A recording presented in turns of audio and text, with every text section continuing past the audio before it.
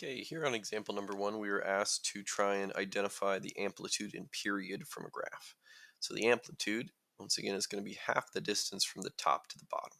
So typically, if we're centered on the x-axis here at y equals 0, then it'll just be, whatever distance we reach up here. So in this case, it says that we have a maximum of 4, which is probably going to be our amplitude, seeing as it looks like it's pretty well centered here.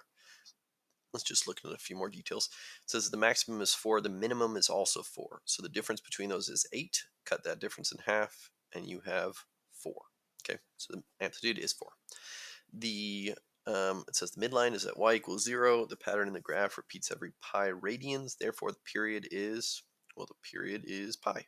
So if we're centered on the midline, and we go from 0 to 0 in pi radians, we go 0, we hit it one more time in the middle, and then we complete our full rotation, our full cycle of up, down, and back up to the midline.